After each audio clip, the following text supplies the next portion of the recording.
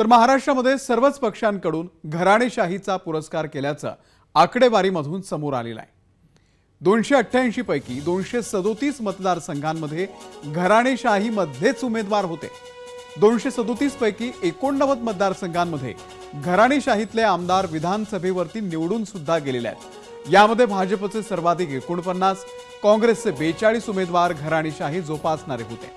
सामाजिक कार्यकर्ते आणि राजकीय अभ्यासक हेरंब कुलकर्णी यांनी हा अहवाल तयार केलेला आहे। घराणेशाही संदर्भामध्ये कायदेशीर नियमावली करावी अशी मागणी देखील हेरंब कुलकर्णी यांनी केलेली आहे। विधानसभेच्या 288 मतदारसंघांमध्ये घराणेशाहीचे किती उमेदवार होते याचा मी अभ्यास केला तर 288 मतदारसंघात 237 घराणेशाहीचे उमेदवार होते। म्हणजे महाराष्ट्राच्या विधानसभेच्या निवडणुकीत राजकीय पक्ष जिंकत नाहीत आणि राजकीय पक्ष हारत नाहीत, फक्त इथं घराणेशाही जिंकते किंवा घराणेशाही हारते ही वस्तुस्थिती आहे। आणि त्याच्यामध्ये पूर्वी असं असायचं की काँग्रेस राष्ट्रवादीचीच घराणेशाही असायची आणि भारतीय जनता पक्ष शिवसेनेची नसायची, परंतु आता घराणेशाहीचे सुभेदार सर्वच पक्षांमध्ये गेलेत। तर आपण एकदा आकडेवारीवरती नजर टाकूयात।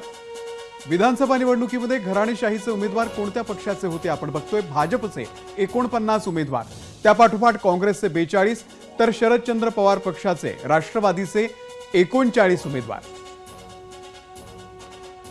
राष्ट्रवादी अजित पवार गटाचे 26, शिवसेनेचे 19, तर उद्धव बाळासाहेब ठाकरे गटाचे 19 उमेदवार होते।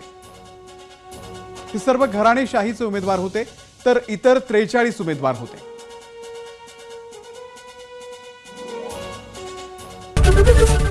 एबीपी माझा, उघडा डोळे बघा नीट।